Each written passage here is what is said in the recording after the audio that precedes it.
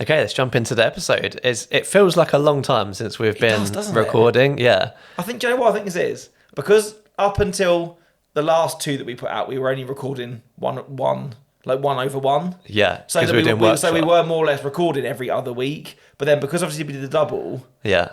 And we're back to doing the double. Doing doubles, yeah. Now. So we had the workshop one where we had one episode. We were recording one episode, and then we were doing like a half day on the workshop. Yeah. And then we came back and did a guest episode. So it's been a long time since me and you just spent the whole day. Almost back to we went from the lead up to the workshops more like spending daily together. Yeah. But now it's back to once a month again, isn't it? So, did you miss me? Yeah, so is that much. What it is? You actually miss me. Oh, that's sweet. I feel like I need to move. I've been counting down the days a little to bit today. Like misaligned. That's it. There we go. That's better. I can look into your eyes now. There we go. We're back on it. It's going to take us a while to get back into the flow of things, but I feel like it's also been really busy, so we've got a lot to talk about as well. So yeah, it has. It's definitely, here we are now, like into kind of June, aren't we? So it is the height of wedding season. But we're in middle of season, but it's not like last year where it's middle of season and we come into an episode and we're like, it's middle of season. Like we're not at that point I don't yet. feel the slump this year at all at the moment, which maybe I haven't. Don't say that yet. I haven't hit the height of it. Yeah. I'm about halfway through the year, like in days and months, but I'm definitely not halfway through my weddings yet. No. Like I marked them off the other day, and I think at the moment, like as at time of recording, I think I've done like 12 or 13 now, and I've got 35. Yeah. So I still know that I've still got almost 2/3 to go. That's good though, a third. I think beginning of June. This is a good way to be. And at the moment, like touching everything that managed to bring me good luck, is that whilst I have an editing pile, it seems to be holding its own at the moment. Yeah. That could all go very wrong very soon, but at the moment it's holding its own. I was thinking, good for you. No, I was like a couple of weeks ago, I was at probably one or like half a wedding, and then I had 3 in one weekend. And at the end of that weekend, I just sat down like, that's it now till like January, just wave February. it off into the distance, doesn't it? It's like, that's my editing pile. It's always like mid-May when I'm like, I'm really on top of things, and by mid-June I'm like, this is me till January, February now. Like, there's no getting around it. I think that's just normal, but it's just the way that it happens. We get squashed in, and you don't get time to edit really. So because I remember us having this chat, didn't we? Probably a couple of episodes ago, or maybe 3 now, where we'd done those 2 weddings together in like March and April, and you'd managed to deliver the videos before I delivered the photo. Oh yeah, and I was kind of like, how's this? It's not fair. And this and that, and now it's like how the tables have turned. But I've just delivered, I think, 2 of my May weddings. Yeah. And I shot one just before I went on a holiday in May, and that is probably going to be delivered in the next couple of weeks. So like that's already like a couple of weeks. I did go on holiday, to be fair, and I think that probably. But yeah, we haven't spoken about that on the pod either. No, we haven't. So you've been on holiday since we recorded last as well. Yeah, so I went back to Turkey. So we went to Antalya, Turkey last year on an all-inclusive, and went to this very nice hotel. It was a bit bougie, to be honest, but went for a week there. And this year we kind of decided that very first world problems, we wanted a stopgap between our January holiday that me and you went on and something later on in the year that we've booked as well. Yeah. So we were like, you know what, we just need something in the mid-season just to like actually full on relax. Yeah. So we booked that same hotel again, and we know what we're turning up to, we know what we're getting, and we're just gonna just sit by a pool and like drink cocktails for a week. And the closer it got, the more we were like, we should probably book an excursion or something. But we didn't, and then we just sat there and we literally did nothing. And while I was out there, I think the last couple of days I started getting a little bit like agitated, like knowing that I was rebuilding the website, I was up to date with edits, and I still had like just one to do before I was fully up to date. So by the last couple of days of holiday, I was kind of thinking like, I'm ready to get back now. Once I'd got back and got into those first, so I had almost a triple header on the first weekend. It was like, that's a lot, isn't it was like Thursday, Saturday and Sunday. Yeah. But I felt fresh for all of those 3 because I'd just been on holiday. I feel like doing a triple header in August is very different to doing a triple header in beginning. Yeah, because you never fully you don't come back to those weddings with a full battery, because you have pretty much been every weekend. So you never really get that unless you make a weekend for yourself midweek, which you don't because your editing pile's too big.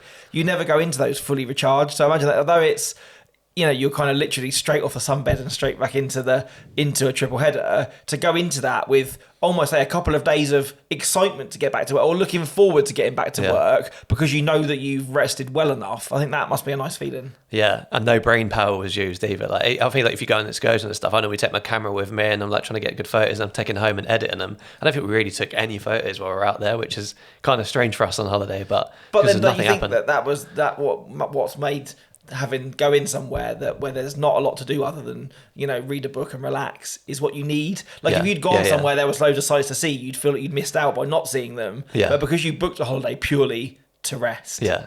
That was very much what was we didn't feel like we were missing out. Yeah, so it's knowing, like when you book a holiday, and I'm sure that we talk about holiday on here far a lot for people that actually do for a podcast.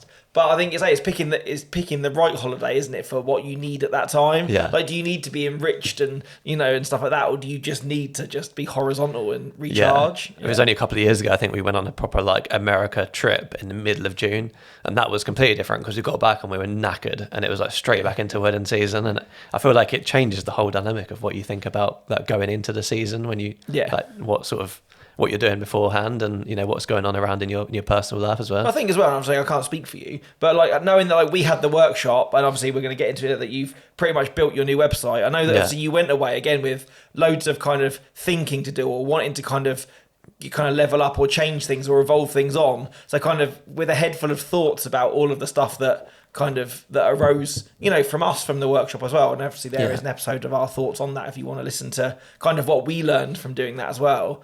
But to kind of say, just almost have some space to look at that stuff but in a really healthy way, rather than feeling that you should be at home doing it, but just kind of letting those thoughts sit with you and then naturally kind of let your brain come to them, rather than it be like a panic. You've got to do this, let's do that, but I can't do the website because I've got 20 minutes to do it, and it will be a bit manic. I'm very much a do it now kind of person as well. Like I feel like the healthy way of doing it, like you say, is to think of an idea, let it fester, maybe do some planning, that kind of thing. But I literally got home from that workshop the next day and started my website, and I haven't not even thought about it. But yeah, like you say, I've redone the website. Had a bit of time. Hadn't published it when I went on holiday, so I had a bit of time to think about how I wanted to do things. Yeah.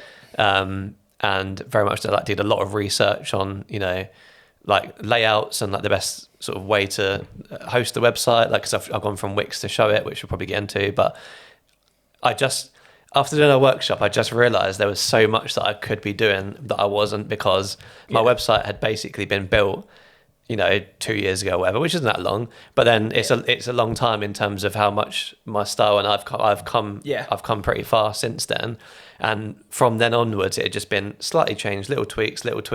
And before you know it, those little tweaks have added up to something which probably isn't you anyway.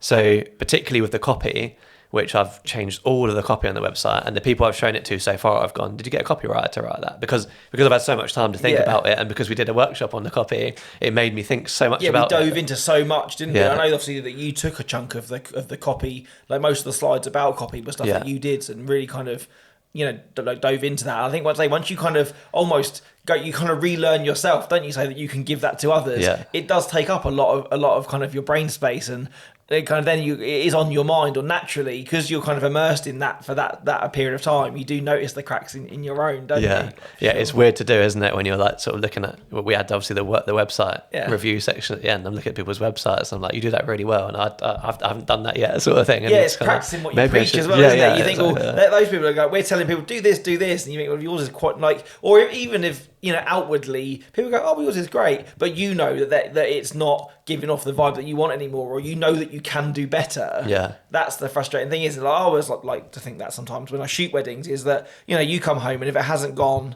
the way that you want it to, I'm probably far harder on myself than my clients or even some of my peers would ever be. But I think if you come home going, well, it was good, I know they'll be happy with it, I know that it's a baseline of my standard, but if I'd have just done this, or if I know that I could have given that extra couple of %, that's the stuff that I kind of really beat myself up about. And I guess it's the same with your site, isn't it?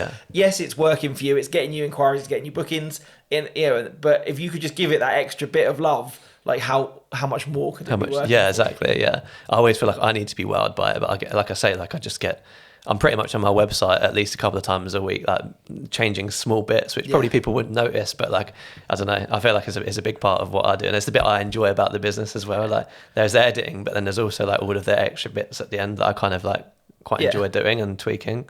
Yeah, I really like that side as well. And obviously when we did, that was some of the reason that we did the workshop, wasn't it? Is because we felt that was a strength of ours. And I think, I did an A-level in graphic design, but I've always had an interest in colours and fonts and and the way that things look and the actual design of stuff. I do kind of really nerd out over that, and does what excites me. And I think it's nice to kind of to see things, or how you can take like an image that you make which is for a wedding, but then how you can put that into like a layout, and then how that you crowd something or space something out can make such a huge difference. Yeah, definitely. But I think it was the right time for me because, like I say, like it had been tweaked over time, but it come to a point where it wasn't as grand as I wanted it to be. Like there's basically just like one photo on each page, and it was just like quite basic, and I like to have a bit more than basic, if you know what I mean. So it was the right time, and also my SEO had slowly been starting decreasing. Whatever has happening with Google is pushing me down a little bit. So I just kind of thought, and I've always been a bit scared to change the website because I had good SEO. I kind of thought, do you know what, it's time now.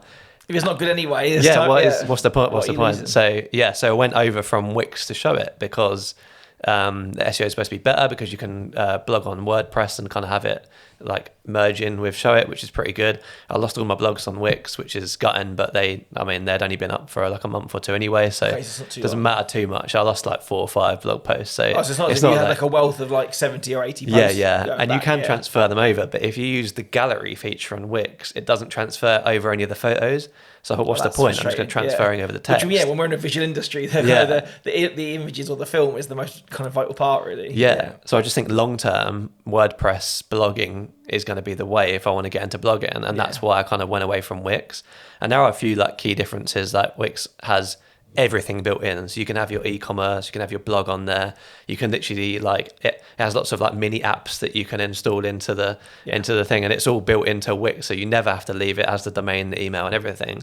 Whereas with Show It literally is a website designer. Like they don't host the domain, they don't host your email, they don't like that WordPress hosts your blog. They literally just do a website designer. Well, I guess it becomes down to that like jack of all trades, master of none thing, is it, with Wix, where it's great if you are, in the startings of your business, or you need to wear a lot of hats on your site, but don't have lots of expertise in doing the other things. Because you can sign up to, and Squarespace is very similar, which is who I use. You can go there and they do all of it. But then it's arguing, well, if they're trying to develop all of these things, can they do them as well, or is it as flexible as something like Show It, because that's all they do? Like, and the kind of the level of care that there is, or the amount of customization that you can do, is that much more heightened because that's all that they do. All of their developing is going into just that one process rather than adding other things. The Wix does so much that, like you say, like some of it doesn't necessarily work the best.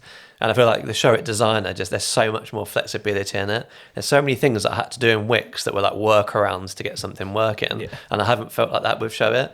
And although it's not perfect, and there's definitely some things that I've done, and I've just done one thing that's like broken the whole website. Like it's allowed me to be a bit more creative with how I lay out the pages. Like there's a couple of pages where the header's a little bit further down, which I know you weren't massively keen on, but I just feel like it changed up the dynamic a little bit of the page.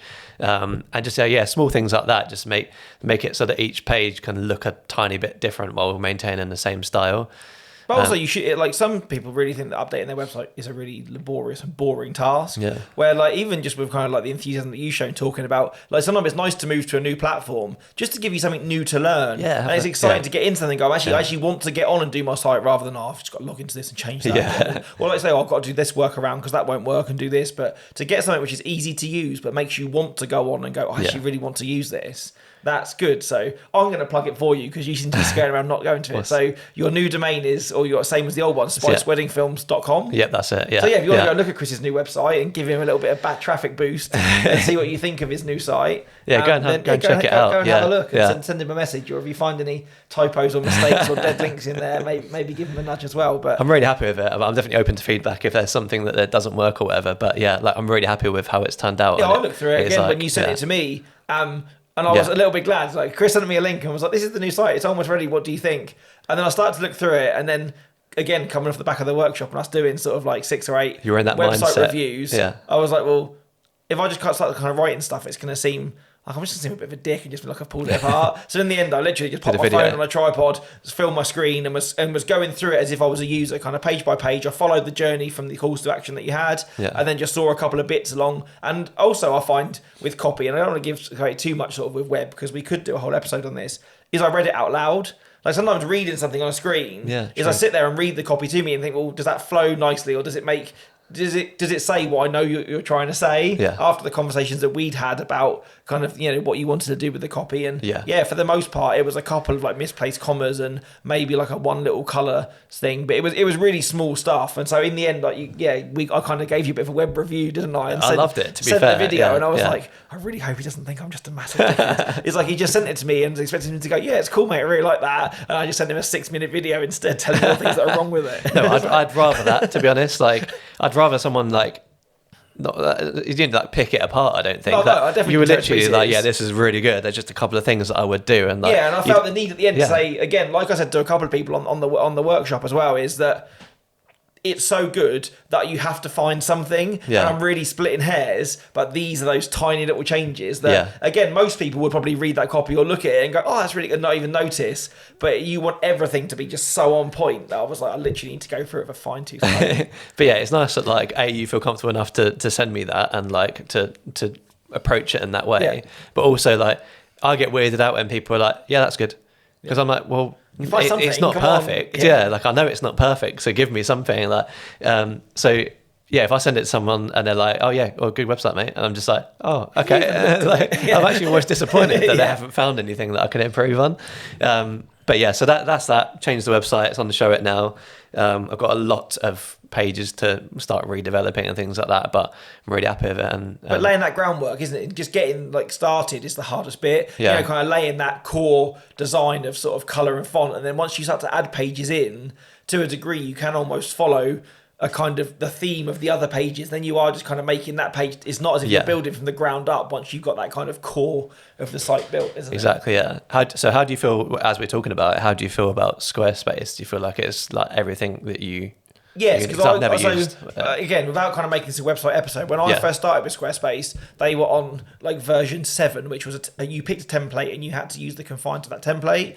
Then when I rebuilt my site, which I think it was in 2022, I moved over to 7.1, which is like their new builder, and then you could use any part of any template. So it made it a lot more broader, but you had to know a little bit more what you were doing, but there was so much more keep scope. It consistent, yeah. And now they've moved to a slightly kind of updated version of that called Fluid Engine, where it means you kind of, your whole website's a grid, and you can just slide things into the grid, so you can overlap things, and you can lay things out a little bit more radically than you could before. It's quite limited in terms of the grid system before, wasn't it? Yes, and this one is a lot more fluid now, because you define the grid as well as to how tight those boxes are or how big they are, as to how you lay things out.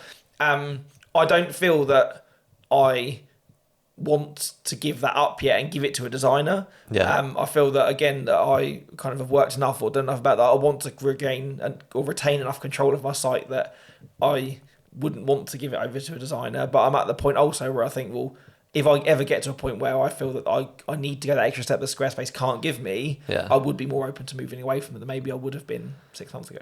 Yeah, I think that's probably an episode to be had on, because between us we've had experience now in a few of the different builders. Different ones, yeah. And my like commercial site, if you like, which is more or less just a kind of a placeholder portfolio for the stuff which isn't weddings, is still back on a platform called Format, which a lot of people used to use, and I've had that website for probably well over 10 years now, and I never really update it, it never really moves, but it's, again, they're really cheap, it's really limiting, but it means it lives online and it has somewhere for that stuff to be. Not that I probably would recommend Format if you're a wedding photographer at all, but my original wedding website was on Format. But yeah, there probably is a whole website alone. But even I think since you've done yours and since you've done the website, I've again already started to see those kind of brand updates or things that I want to change about my site. And at the moment, they live in a scrawled piece of paper which is stuck kind of underneath my computer screen upstairs. Because again, I don't feel that if I start it, it will dominate all of my time, and I will want to do nothing else. Definitely, and in the middle of season, that's not the best thing to do, because it means the edits will start to stack up. It was 100% the wrong time to do it. Site. But then I feel like for the definitely last year, I was like, I'll finish all my edit, then I'll do the site. So I've got this pool of my most up-to-date work to work with.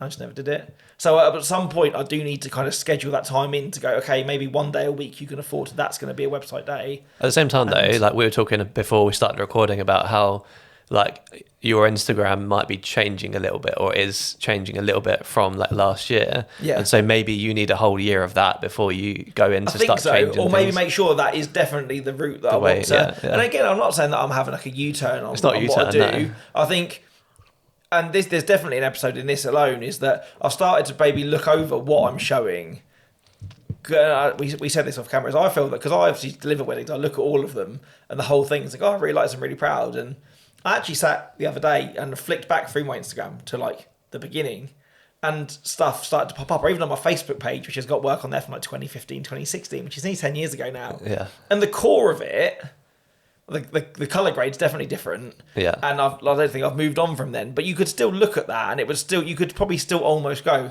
oh yeah, I know that that's your work. Yeah. And there's still kind of a vein of that, which I was quite proud of, which I thought like I wouldn't want to look back at work from that long ago and it'd be like, this is horrible.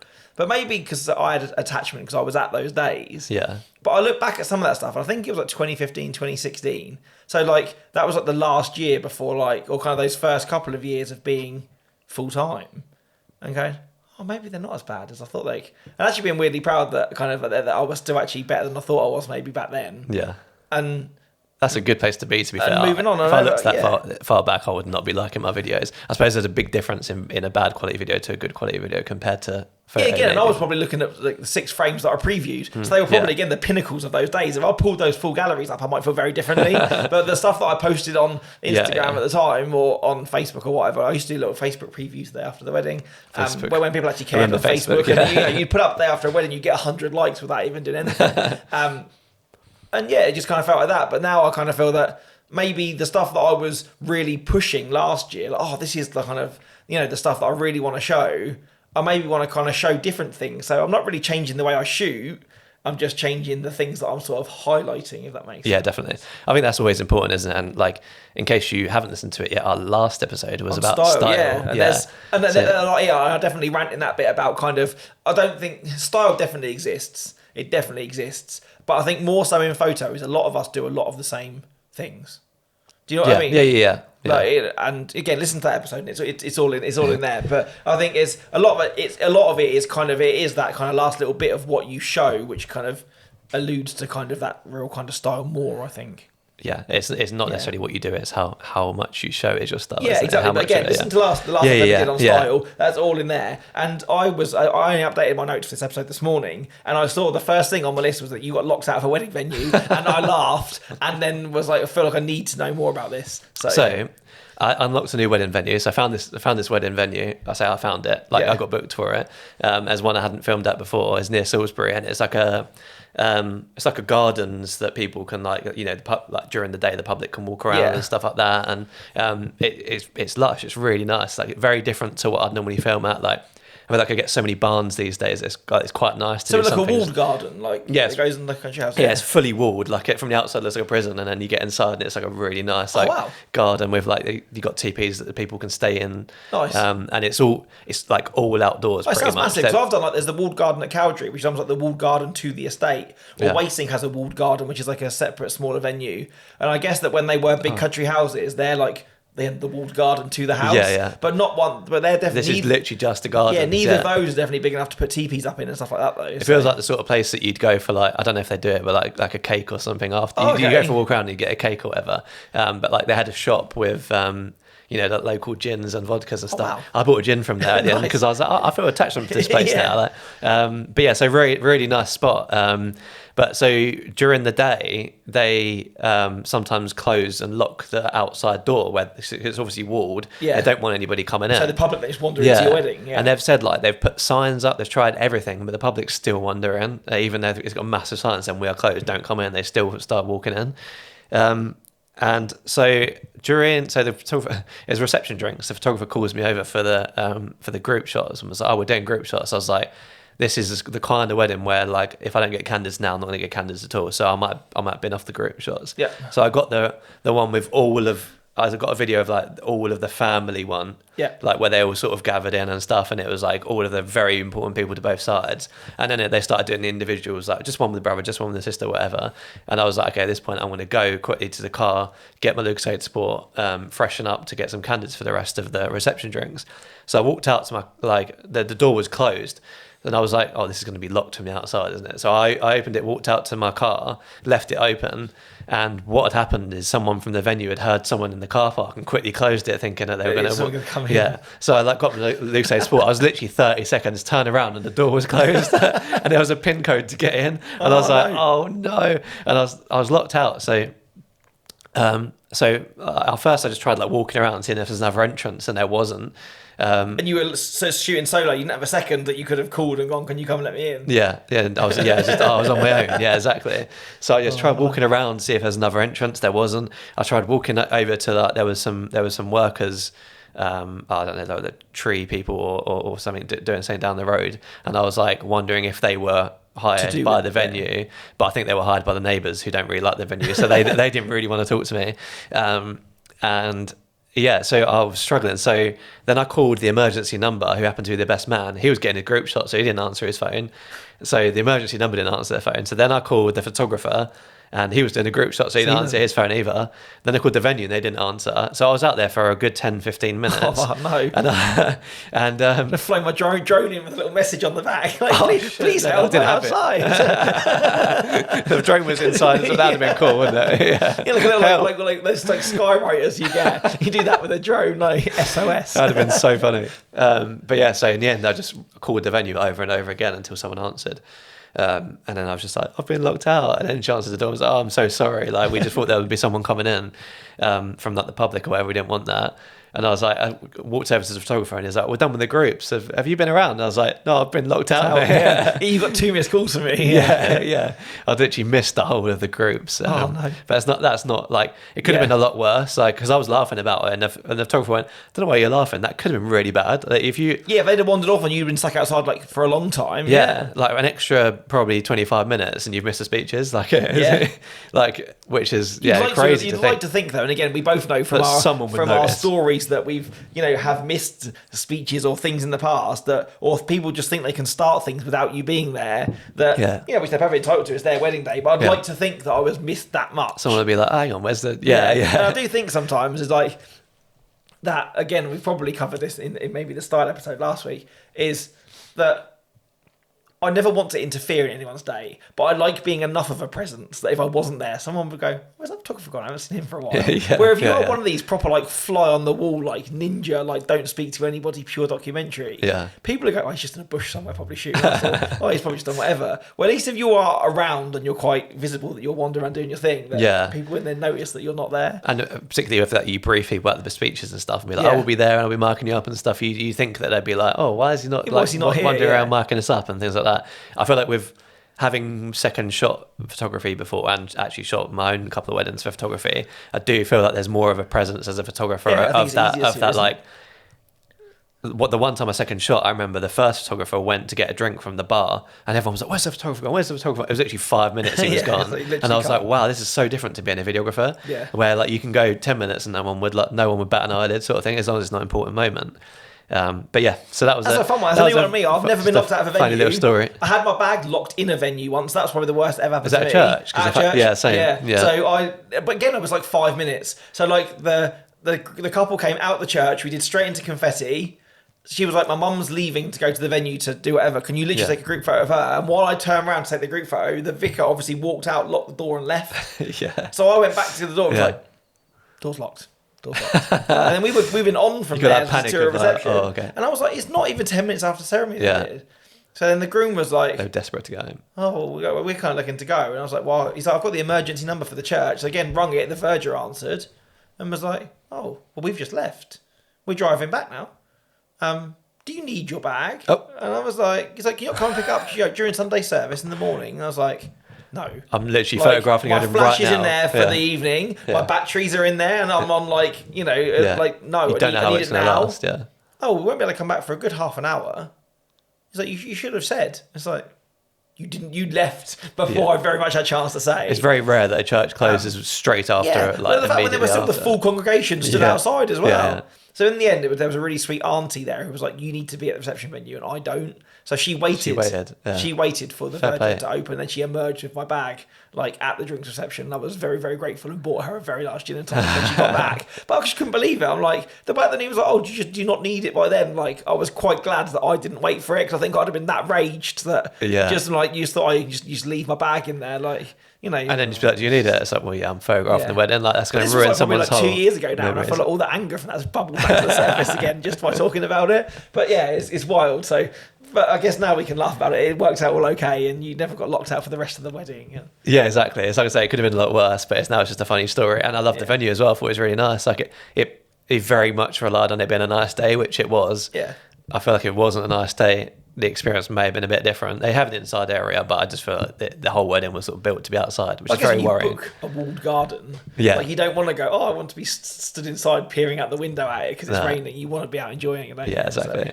But yeah, so talking about churches then. So another thing we put is that we both worked at a church, and like obviously we want to sort of talk about how we get treated these days, because there was that big thing which we didn't really address a month or two ago. Yeah. I think we always try and, like this podcast, we always kind of keep it light and quite conversational. Yeah. Where there's things that are kind of really kind of overwhelmingly like we need to deal with, we will. But I think a lot of those things that there was enough other people making enough noise and saying their pieces about it. Yeah. That at the time, I think I didn't want to add to that bonfire of conversation. So yeah.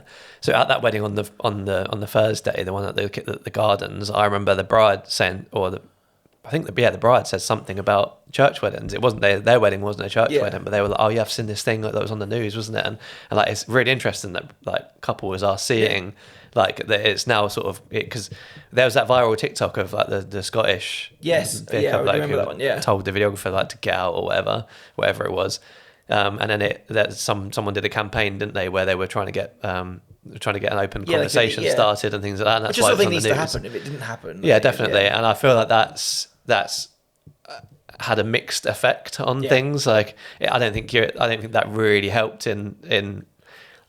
You know what I mean? Like, I know what you mean. It's funny enough because the way it ended up on the wedding that I did on Saturday, which was I think my first church wedding of the year, it might be one of my only church weddings this year. I think I might have another one or two maybe, but as a rule, I don't particularly show lots of churches and don't do that many churches anymore.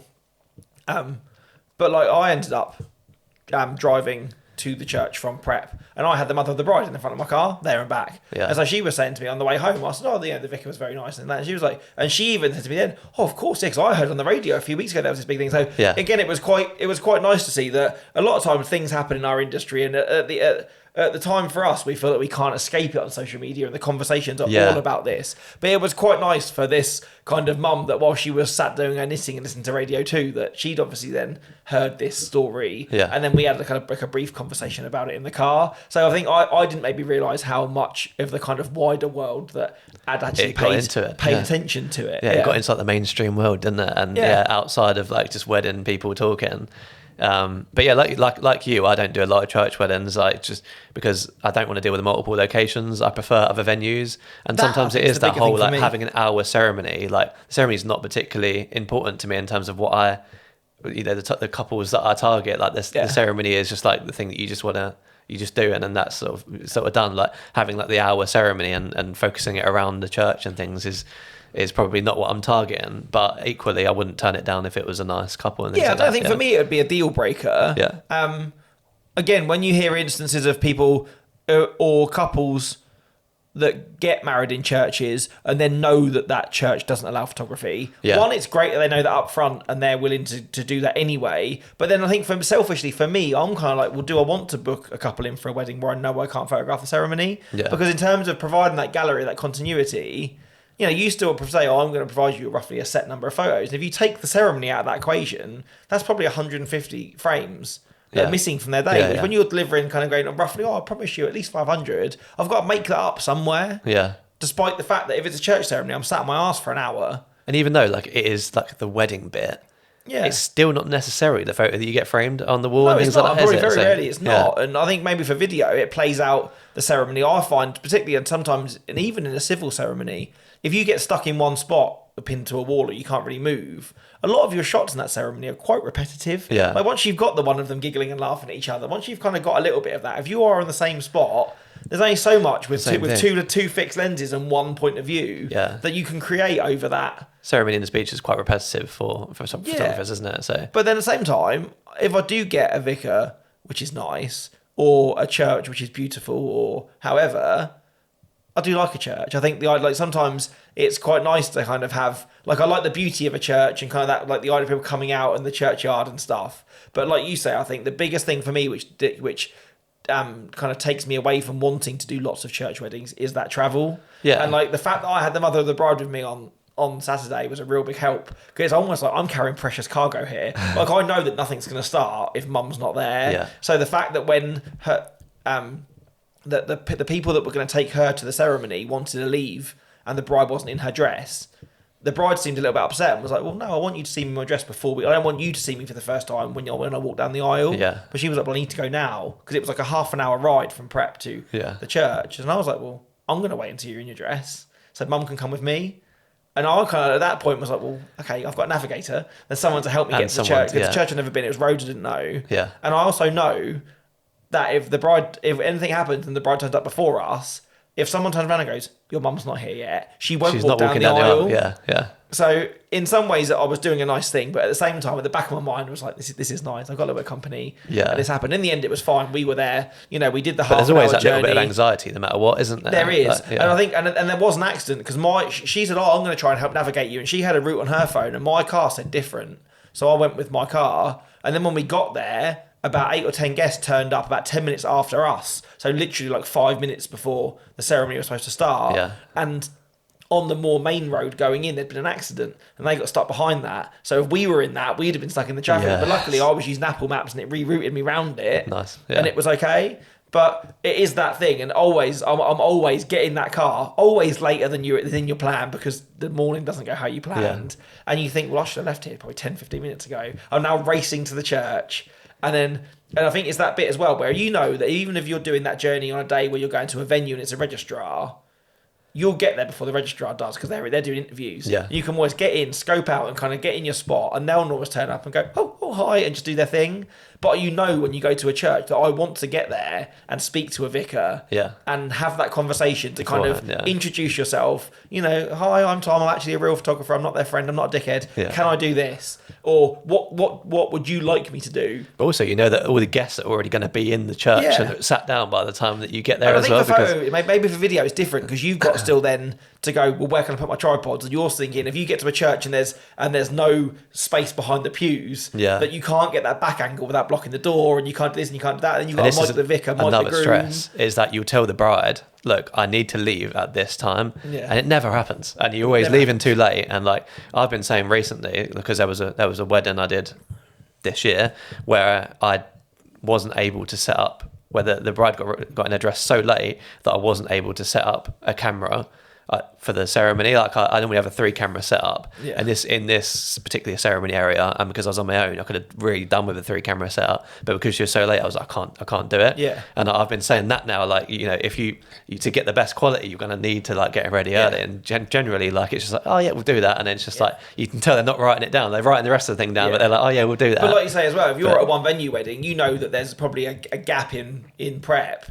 Where you can go, okay, hair and makeup's done. She's not in her dress yet. You can just wander over to the room, at least really set all your tripods up, and even if there's that one camera that you need to film the reveal or whatever, everything else is in place over there. But this bride was in her dress, I think the ceremony was 15 minutes away, the church, and she was in her dress an hour and 20 minutes before. Wow. And we had so much time. We did all the reactions and everything. I was chilling. I felt so good. Like, but it was a really well planned day, and like it.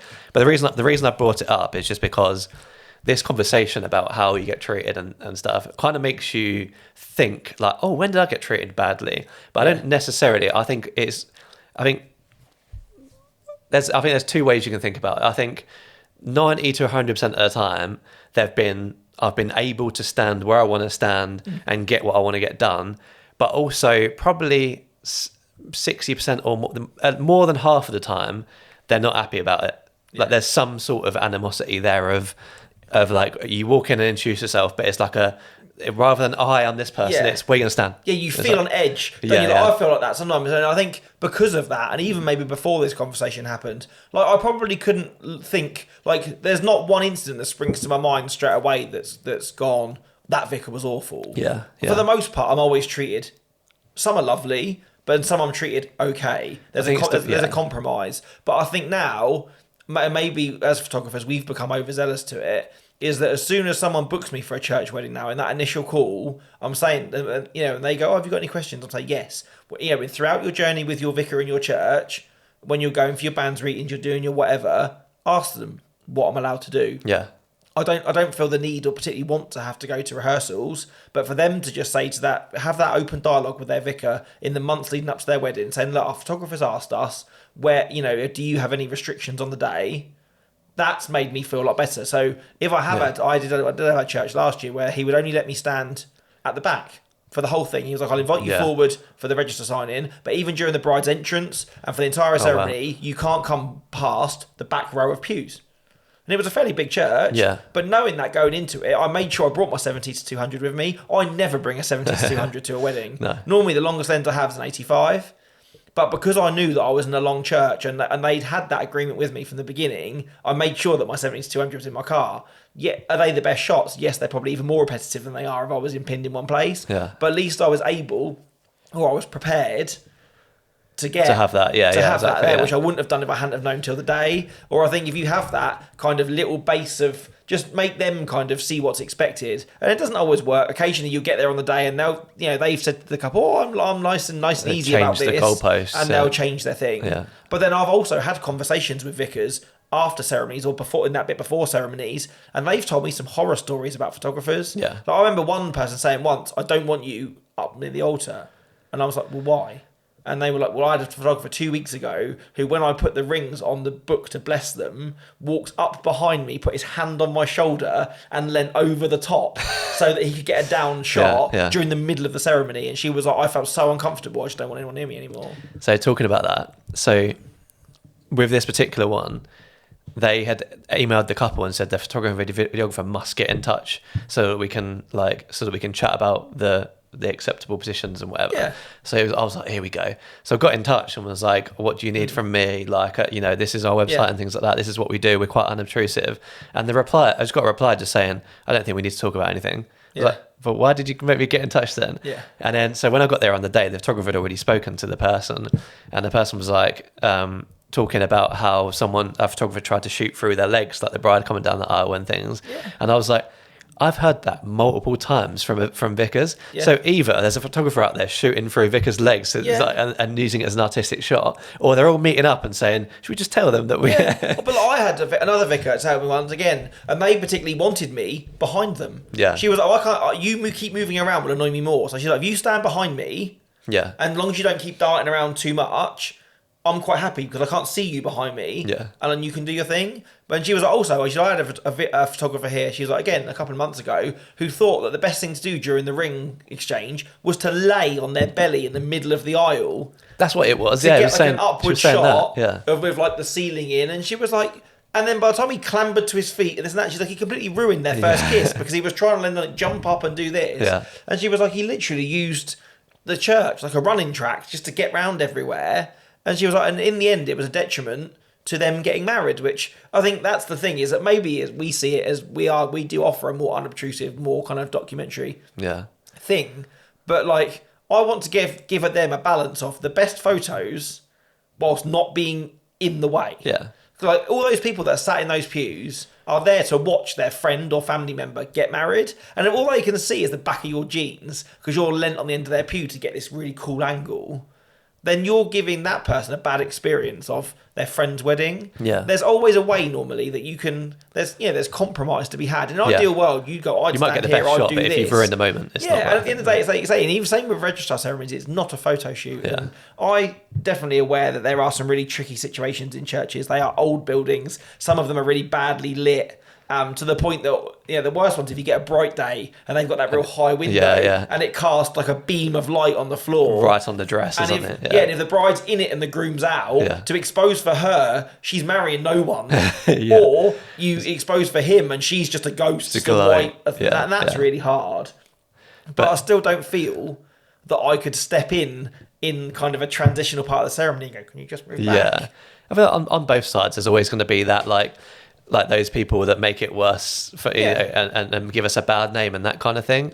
But I do feel like walking in that day that I got met with just like a little bit of a, I wouldn't say hostile, but it was a bit like, I walked in and there was a bloke, and I like, forgive me, I'm not religious, so there's a bloke dressed head to toe in like a black sort of gown sort of thing. Yeah. And he wasn't the one who was officiating, but he came up and went, videographers? I was like, yeah. And he went, don't be obtrusive or whatever. And it's like that was the first thing he'd said.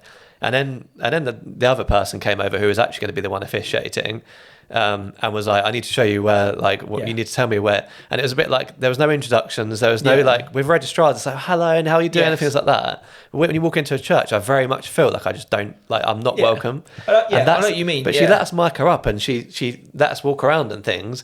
But it was the way we were treated. Like, do you know what I mean? It was like we weren't human, sort of thing. Yeah, and I think I always try that. I think, but you shouldn't have to. You should treat everybody, registrar, celebrant, vicar, whatever, the same. But I almost feel that as I'm walking up that path to a church, I've always got in the back of my head going, just kill him with kindness. And exactly. Kill him with kindness. And kind of mean to you. So as soon as you walk in, you make a beeline for the vicar, not massive the groom, smile, which you should do. You should be going to your groom and being like, "Hey man, how are you?" But I feel that I can't settle into until that conversation's been had. Until I walk in and put my bag down, straight up to the vicar and be like, "Hi, I'm Tom, I'm the photographer. Pleased to meet you." Like, and they were kind of, and be really kind of an even over the top, enthusiastic, friendly version of myself, to almost try and get the best deal out of them that you can. And it shouldn't have to be like that. But at the same time, I understand that if they have photographers in their church every week that are going, "Can I fly my drone in the roof?" or can I stick a 70 to 200 between your legs? Like, I think I'd be the same as well. I'd be like, "I don't want you anywhere near me." But again, it's a conversation, and this is for all those things that had, isn't it? I think as long as you're not part of the problem, then I like to think that in time we will become part of the solution. Yeah. I'm not too worried. Like I said, most of them are quite like, you can stand sort of where you want, and in the end, you can mic them up, stand where you want, and everything works out well. It's just the treatment and how you get spoken. I'm very sensitive to like how people like treat you with respect and things like that. So like I notice those things, and without fail, at least half the time, they walk down the aisle in front of the part, right? They will literally stand dead in the middle, like right in front of my camera. And this person did it, and like I was fuming. Like, you can just hear me going, "What?" Because she come down the aisle, and then the groom was sort of like at the bottom like normal, but like facing me. Yeah. And she stood in front of the camera, and like covered up half the groom as well. So as my reaction shot gone, my shot of the bride was gone. Yeah. So I had to move like last minute, and it was a whole, and it's like, she saw me there. Yeah. Definitely saw me there. And some of them do, I think. They do have that kind of look about you. And I kind of feel this when I've come from a music background in the past, where you get bands and then they go, "Oh, we've got photographers in the pit for the first 3," and they give you the worst lighting and barely move. As soon as you're walking out, song 4, the lights come up, the cameras go off, like the outfit reveal goes, and then you're like, you've done this on purpose. You just don't want press. But if you rather than just say don't send photographers, you've just given us like backlit strobe and darkness for 3 songs. And sometimes I feel that it is a little bit like that they do it. But then I think at the same time, I mean, there's sometimes some of my nicest shots from church weddings have come out of the constraints that I've been given to work with. Right. Do you know what I mean? Like, I've always, like, if you, like, normally you kind of get a set that I like to be at the top of the aisle. I like to get this shot, I get that shot, I get this. And then sometimes I've actually been forced to go, no, you can only shoot from across the guest in the pews, or you can only shoot from the back. And I think it was by doing a church wedding that I actually realised that a first kiss in the church actually looks better from the back, because the high altar's behind. But then that comes at a cost that you miss the reactions at the front. So now that's my first instance of walking to a church, is as it got side access so that I can get from the front. I only really need to be at the front for, say, like the walk and the first bit. As soon as I get to that first hymn, I think I can move fair game during the hymn because people are singing, and then get myself to the back and get that mix. It's a good... And kind of, but I never would have considered that before if I hadn't taken that shot, because I was always in registrar mode going, I need to be at the front, I need to be behind the table, and kind of you just down the aisle shot is try and put a positive spin on it yourself and go, well, yes, I'm not going to get the shot that I always get, but be creative and what can I make with the constraints that you've been given. That's always going to be a bad experience, but I think most of the time you deal with it, you get on with it, and it turns out fine. Like I said, just don't be a dick, otherwise you're the one that makes it this way. It's definitely not the main reason. I tend not to take them. The main reason is just the different locations and things like that. Exactly, so that like travel anxiety, I think, is a far bigger sway for me to be kind of more cautious of taking the church wedding than it is a vicar, definitely. But you said you've started saying late at weddings, or you've done a couple of late weddings. So I've done a couple of weddings recently, so one of them was a friend's wedding, so I was a guest as well, so that's why I stayed at the end. Yeah. But then I had a wedding probably 2 weeks before that, so they got married at the Bombay Sapphire Distillery. Yeah. And because they do gin tours all day, they don't open the venue until 6 p.m. for like events. So my couple, when they approached me to book, said obviously we're not getting married till 5 p.m. in 4:35 p.m. in the local registry office. Then we're going to bus everybody over to the evening. So because it's a late start. And yeah, but again, because it's a Saturday, obviously I don't entertain or take short coverage weddings on Saturdays because of the demand and kind of making the most of it. So they said, yeah, it's fine. We're still happy to pay for you for a 10-hour full day package. So I didn't start at prep till say 2. So my 10 hours took me till midnight. Yeah. So I still got my money for my full day, albeit that rather than start at say like 11, like I normally would, and then finish at 9, I was moved on. So I was like, okay, it's going to be a very different thing. And I actually really liked it. Yeah. Like having the morning, like free, like I could go up, I could walk back, so we went for brunch, and I didn't even have to get in my car till like 1. I wouldn't like that. I had the whole morning to like chill. I'd be thinking about it all morning, like when do I need to be there, what time. And I also knew then, but obviously I knew I was in for the long slog till the end. Yeah. But I've never really been around for like a last dance. Yeah. And I've heard people talk about it and people that do love late coverage. And there was still that lull that we always get. And normally when that dance floor sort of evening food comes out, the evening ebbs away. Yeah. That's normally the time that I'd go find the couple, say my goodbyes, and I'd be down the road. Yeah. But then once you see that through, the last hour or like 90 minutes of this wedding was good. Was it? Okay. And I can't work out if some of that was because people hadn't been day drinking because the wedding wasn't until much later. So that they kind of had more in the tank still at 11 o'clock. But like, there's like a mezzanine in Bombay Sapphire, and to be there for like the last dance where like everyone's in the circle and like the couple are in the middle, and then like all those and they did the big like hand tunnel and they ran through it to the taxi to go back to like their Airbnb. Oh, sick, yeah. And there was those like kind of final hugs in outside the door at the end. I was like, this is amazing. Like they've had such a great day with these people, and I was kind of there then to kind of soak all that up. That's like the emotional last moment, isn't it? Of like, oh wow, I really felt like I'd finished the story. Yeah. Do you know what I mean? Like I was there to the end, and then obviously, say fast forward 2 weeks, I was at the wedding, and then I didn't go home because it was my friend's wedding. So I took my hold fast off, took my second body off, and just left one camera and the flash with me. So I had like kind of my beer in the evening, and I was having a little dance, but the camera was on the shelf by the fireplace. Yeah. So that if something kicked off, I was there. And then I photographed them with like picking the groom up and say like these like the nephews like wanting to rap to songs and all of this. And I was there for those last hugs. Yeah. As we walked back to our Airbnb and the couple stayed at the venue. And I was like, yeah, this is good. Like where I really kind of honed into that storytelling kind of nature of thing. I really felt like I'd stayed till the end of the story. You got the complete story right in it. Like I was there from the 3 hours before the ceremony, and I left when everybody else left. Yeah. And I'd watch the grandparents go home and some of the friends peel off. But I was there until that couple walked off the dance floor to go up to And you normally find that they were the real core of the die-hard friends that were hugging people a bit closer and swaying, and the ties were off. And a part of me was like, yes, I was exhausted. But now that, for all the things we've talked about over the time we've been doing this pod, where, we are starting to charge a little bit more now, or I'm not doing, I think I've got one double header this year. Wow. I think there is a point where I could stay like that. Yeah. But at the same time, I was exhausted and having had that much more stuff to go through. I think the majority of my weddings. I don't think anytime soon, not all of my weddings, I'll be staying to the end. No. But it's definitely put an argument together for me to offer a package. As an extra. Yeah. Where for an extra, I will do the whole damn day. But then you've got to think about when you've got a 12 p.m. ceremony, you've got to get out at 9 o'clock in the morning and leave at midnight. I don't. As I say, but I think that was going to be my caveat. These weddings that go on till 1 and 2 a.m. Yeah. I don't think I'd have it in me. Yeah. But I think I would, rather than say until the end, maybe until midnight, or you'd have that conversation with the couple, but maybe offer a late hours package. Yeah. Because the dance floor, I've always enjoyed kind of the magic of the dance floor in the evening, and maybe again because those weddings, people were drunk. But it wasn't out of hand. Do you know what I mean? Everybody was just really happy and really celebrating. There was no fights. There was no broken glass. Nothing turned sour. I feel like there are some weddings where I've been happy to leave at the time I'm leaving because I'm like, this is going to descend into chaos soon. Yeah, basically. You know it's going to end one way. Yeah. But maybe because these weddings, obviously one of them was my friend's wedding, and the other one was a later thing. It didn't. It's definitely... Before, I've always been like, no, nothing happens after then. I don't need to stay. Yeah. Like, what I get in the first hour of the dance floor is the same as what I get if I stayed. There'd just be more of it. Yeah. And now I've kind of seen a glimpse of that and known what's possible at that end of the night. It's really interesting that you've said that because we offer like an hour, like you can add an hour or two on at the end, basically, however many hours you want. Yeah. And there's twice that we've been hired to do an extra 2 hours at the end after. So we say like whenever someone adds it on, we say half an hour of the first dance, and then whatever you add on is after that, basically, or sunset, or whatever. So and both of those weddings have been August, September weddings, and both of them we really struggled, like just trying to just get stamina-wise. Content-wise of like, what can we get now that we haven't got for the rest of the day?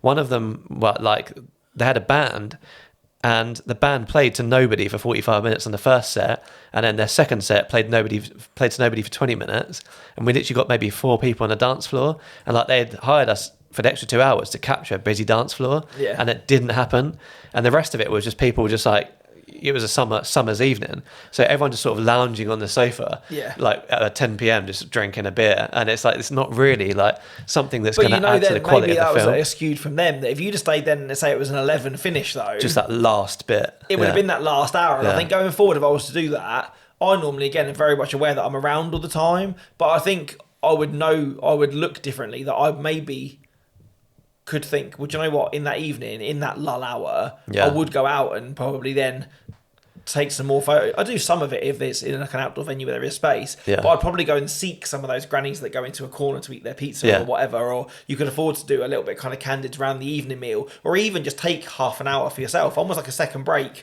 Just get yourself a Coke and kind of even go and do a little backup or something, so that when you get home that much later, you're not having to back up everything. There's an argument for like 10 p.m. till midnight coverage.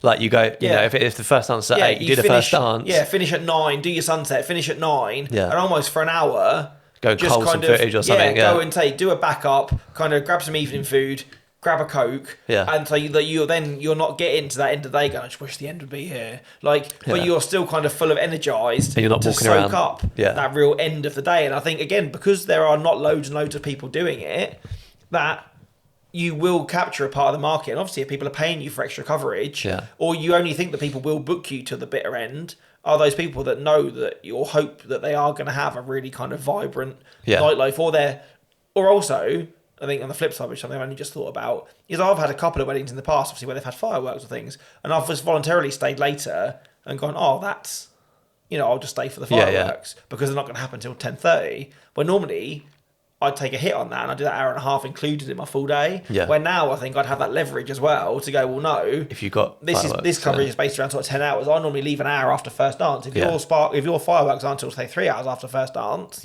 then you need to have the later package.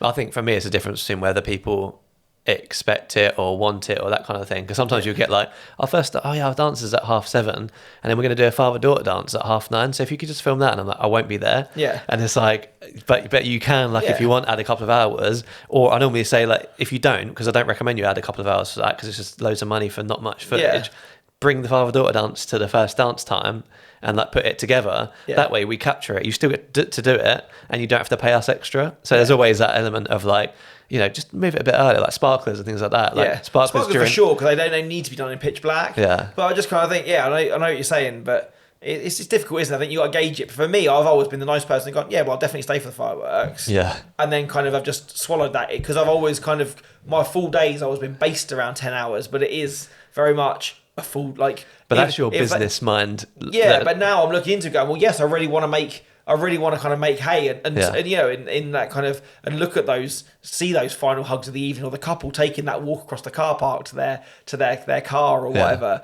Like, that would be a really nice way to end the gallery. Like, the final frame in this wedding that I did where I stayed till midnight was them running through their friend's Hands Arch, and it's her like at the door with her handbag, like coming through the door with like beamed a flash, so that's happy. Cool, and it's a really, and when I did that slideshow, literally I delivered that wedding this weekend.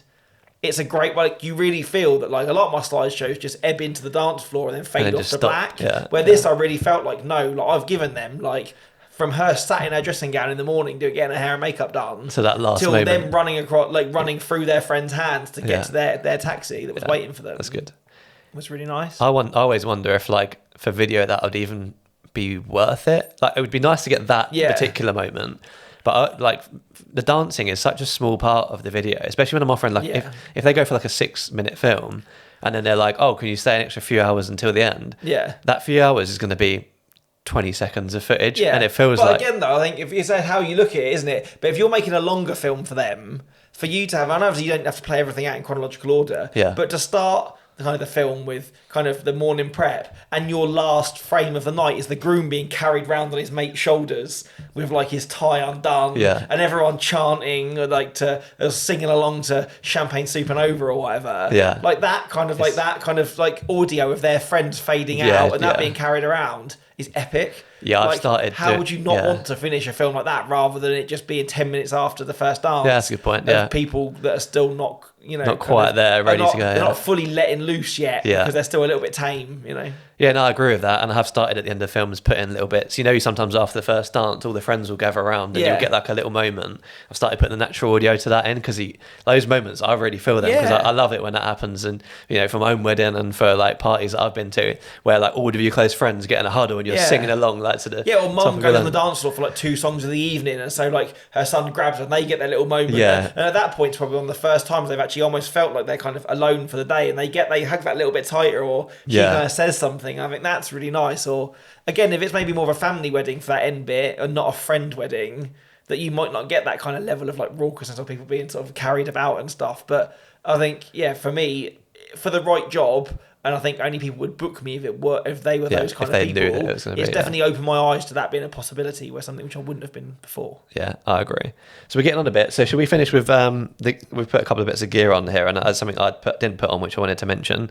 So let's finish with a little bit of new gear. Yeah, why not? It's like a little bit of tech talk, don't we? Yeah. So the first thing I want to talk about is the Spider holster. I've bought a Spider holster, and so I used to have the two cameras on almost a hold fast thing, but I'm an old man. I feel like, and afterwards my back always hurts. Like it's only 2 cameras on a strap, but then I also have a sling bag as well.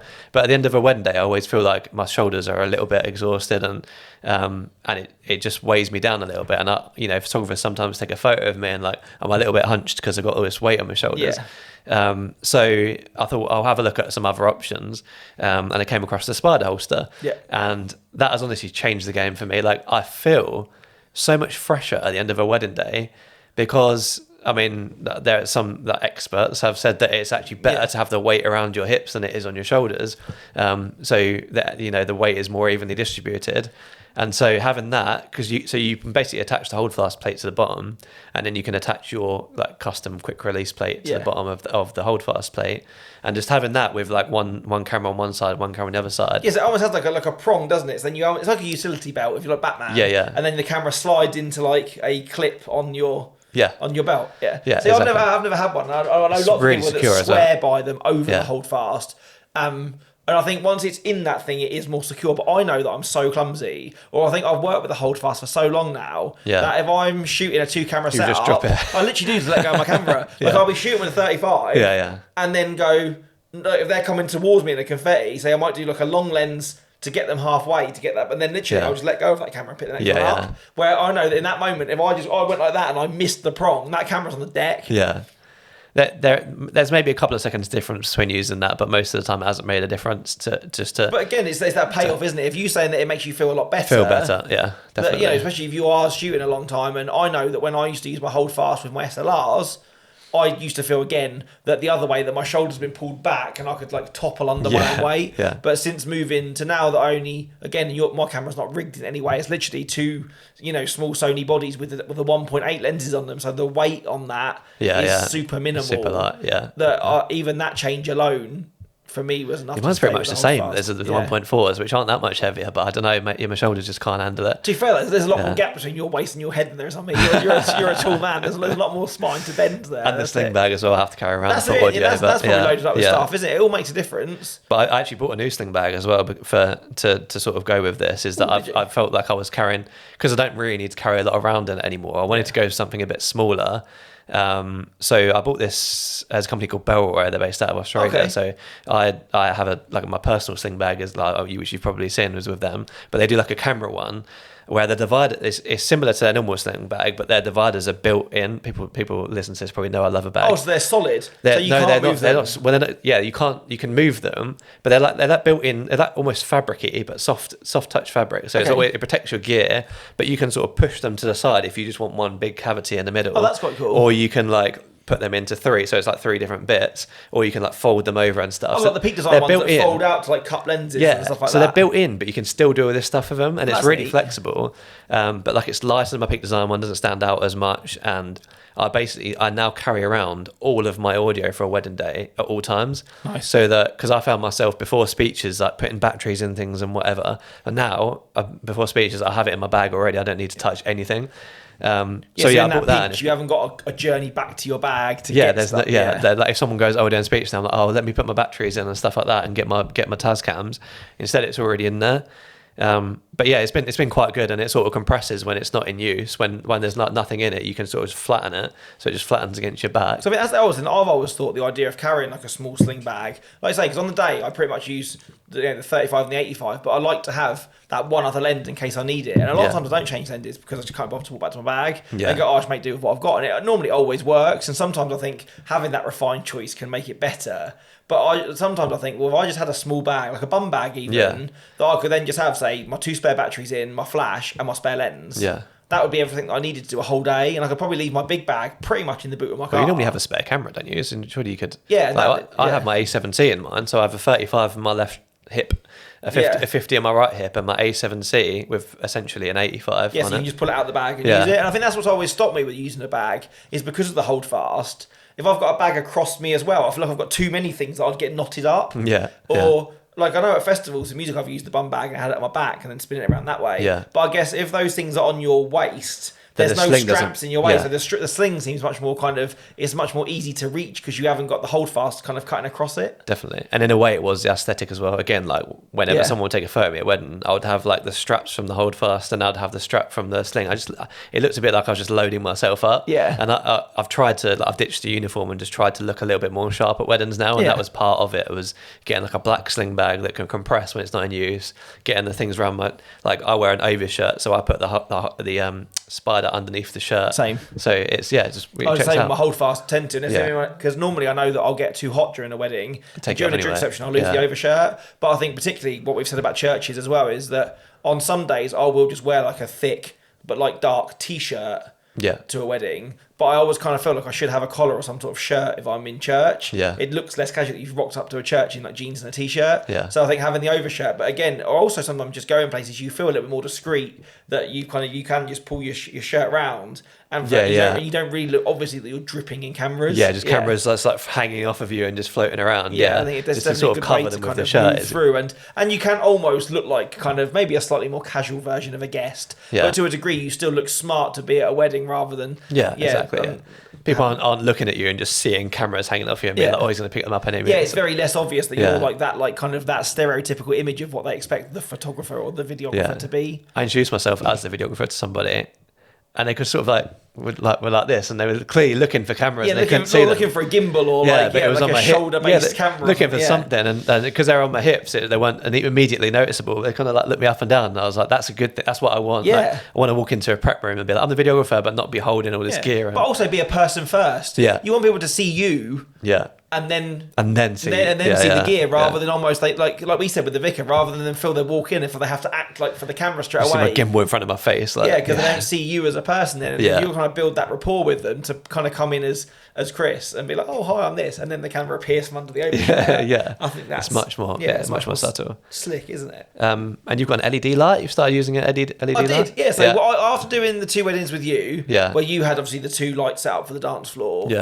I've used off-camera flash in the past, but I've never loved it. Like I've used it to some effect, but I kind of having that set up and it kind of pinging off and kind of moving it around, I've always found it's been like a real faff. Yeah. But I quite like the idea of having like the ambient light, so that you can kind of make this pool it's of always light there, for the couple and you can to frame dance it. You can frame it. Also, you don't have to use flash with it then. Yeah. Like particularly, and I'm not using it for every wedding, but particularly in those dance floors in barns where I do work a lot. Yeah. Is that the ceiling's so damn high that I don't like to use a direct flash. I like to use a bounce flash. Yeah. But what's it bouncing off of when the ceiling's 20 feet in the air? Yeah. But just to have that kind of pool of light, and normally because the barns have got like festoons or fairy lights, you kind of lose them to the flash.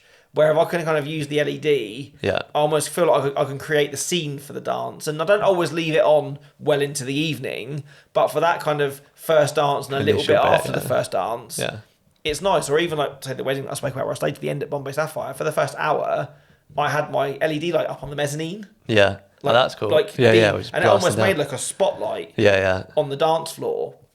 So when I went up with a wide lens, they had these really long shadows from their dancing. Yeah. So it made their first dance look really epic. And then as people kind of came in, they had their own shadows. It made quite a cool scene. Yeah. But then once it kind of did get dark in the evening, or people then were like, it feels too light and they don't want to let loose, I could flick it off and then dive in with a flash and it was okay. Yeah. But I kind of felt like before then I was only ever using one camera flash and that was it. Where now having like the ambient light has allowed me to leave a slightly longer lens on and then start to kind of shoot through people, and then you kind of feel like it still feels a lot more real. Do you know what I mean? Like you almost get the colours and the vibes of the dance floor because they're not being killed out with the flash so much. When it's flash, sometimes it looks like it's like you just get one person highlighted in perfect flash and everyone else is just pitch black. That's it. Or even then, to let the ambient bleed in, you've got to like maybe like entertain shutter drag or something like that. And I feel like I've done that to death, and it works in some venues. But then I think, well, I spend all of my day trying to make the wedding or the photos look as much like the day did. Yeah. And shutter drag looks nothing like the day did. Yeah. So it's kind of making that continuity in it. And I feel like the LED light, again, for something which is really small that just fits in my car, for me to go and get it, set it up for a first dance, it gives me that little bit of control back. And sometimes it encourages them, because when you do a first dance and you think, oh yeah, the framing's here, like the DJ's there, the lights there. If they dance in this bit of the floor here with all the friends around, I've got the perfect shot. Yeah. And then they just stand really close to the DJ booth, or they stand really off into the dark.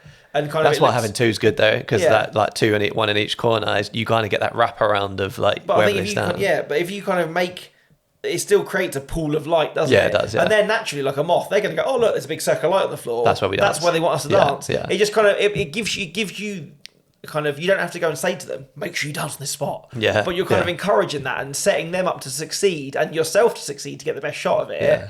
And I think it's really nice the fact that it runs off of batteries, so I don't have to worry about entertaining a pat test certificate. Using the Godox. Yes, using the Godox again. I bought two like the camcorder batteries to go, and they kind of mount onto a plate, don't they, which fits on the back of it. So there's no cables. I haven't got to send a pat test to the venue because nothing plugs in. Yeah. Or even the other day, I had a venue where a couple wanted to do like an outdoor like speech type thing, and the light was starting to go. Yeah. And I could just boom that up at the back. Yeah. And it gave me a little bit of ambient light to give me a fighting chance. And I think, well, even in a cake cut scenario, sometimes in a winter wedding, I'd use it. It could be really damn handy. Yeah. So just having it as a fairly inexpensive piece of kit, it's a lot easier to set up, and it's a lot more versatile than having 2 or 3 off-camera flashes and stands and modifiers. And, so I've really enjoyed it. I think it's been good.